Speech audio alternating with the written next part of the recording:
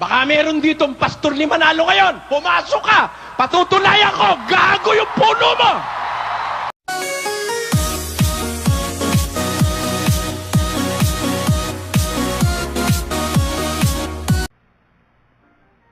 Tinuna ni Brother Eliseo Soriano ang paghatol ni Manalo sa mga nasa labas ng iglesia.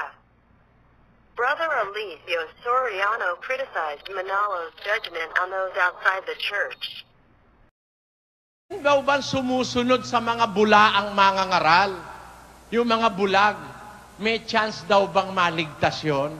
Ang sagot ko po ron, hindi gaya ng sagot ni Manalo. Ang sagot ni Manalo, sa labas ng kanyang iglesia, sa impyerno lahat kayo pupunta. Yun ang sabi ni Manalong malupit. Pakinggan nyo si Manalo. Alam ko na marami pong hindi sang-ayon sa mga kaibayo natin sa pananampalataya. Hindi sila papayag, Iglesia ni Cristo lang ang tagapagmana.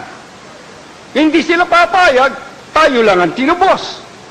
Pero, mga kapatid, may katubusan ho ba sa labas? Kaya hindi pwede magmana nasa labas ng iglesia. Paano ka pa mamanahin sentensyado ka sa apoy? Yan. Yan ang sagot ni Manalo. Pag nasa labas ka, inaakay ka nung masama ng mga bulag, wala ka ng kaligtasan. Pasagutin natin ang Biblia, hindi si Manalo. Ha? Ang tanong nung kapatid, may pag-asa bang maligtas yung mga inaakay nung mga pastor na mga bulag? Alam mo, pagka bulag ang umaakay sa'yo, bulag din ang inaakay, ang destino nyo sa hukay Ano? Pero, halimbawa, bulag yung umaakay, hindi naman bulag yung inaakay. Hindi naman bulag. Kaya lang, hindi pa siya nakakasumpong, naghahanap siyang kasalukuyan. Wala bang kaligtasan yon? Pasagutin natin si San Pablo. 5:13 ng unang Korinto. Basa. Datapwat sa nga sa labas ay Diyos ang humahatol. Alisin nga ninyo sa inyo ang masamang tao. Sino raw po ang hahatol sa labas? Ang liwanag Sa nasa labas, si Manalo ang hahatol.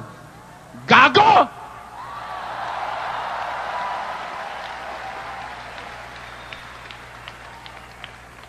Ang pastor na humahatol sa labas ng tunay na iglesia, gago, tanga, inutil, tarantado! Baka gusto nyo akong kagalitan. Baka meron ditong pastor ni Manalo ngayon. Pumasok ka! Patutunayan ko, gago yung puno mo!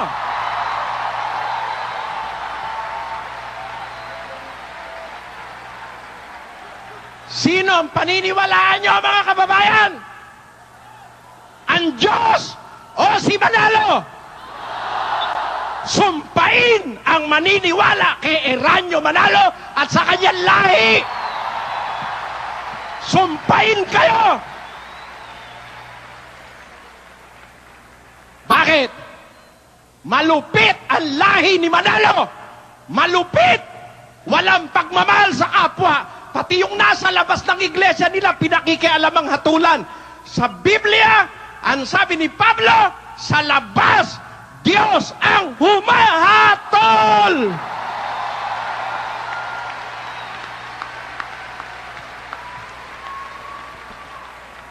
Tapos, pag nasa labas nyo, hatol kayo ng hatol. Bakit? Diyos ka ba? Nasa labas, hatol kayo ng hatol. Kakahiya kayo. Bobo kayo talaga sa Biblia. Kung alam nyo Biblia, hindi nyo hahatulan yung nasa labas Yun ang hatol ni Eranio, sentensyado raw sa apoy. Yun namang anak niya, hatol sa nasa labas nila. Pakinggan nyo. Nasa kanilang pasugo po yan. Issue ng Hunyo 1976, page 29. Ang sabi ni Eduardo V. Manalo, hindi maliligtas ang nasa labas ng Iglesia ni Cristo. Kita mo yan? Yan ang hatol nung anak. Pareho yung mag-ama, malupit sa kapwa. Sa Biblia, sa labas, Diyos ang hahatol. Wala kang pakialam, hatulan mo yung nasa labas.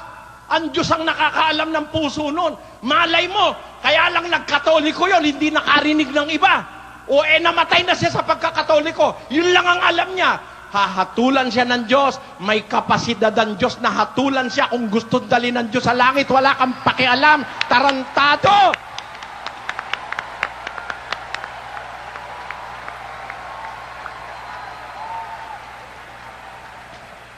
Ngayon, ganito, sa tanong nyo po, may pag-asa bang maligtas yung nasa labas ng tunay na samahang sa Diyos?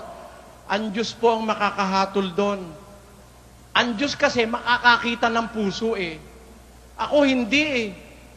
Hindi ko po pwedeng hatulan yon. Pero ang Diyos, siya hahatol. Kailan po ba hahatol ang Diyos? Pakinggan nyo. Hintayin na lang natin hatol ng Diyos, kapatid. Huwag natin silang hatulan. Ang Diyos kasi pwedeng magbigay siya ng pardon di ba? Yung presidente ng Pilipinas, nagbibigay ng pardon Yung pan-Diyos ang hindi pwedeng magbigay ng pardon. Tama po ba yun o hindi? Hintayin na lang natin. Kailan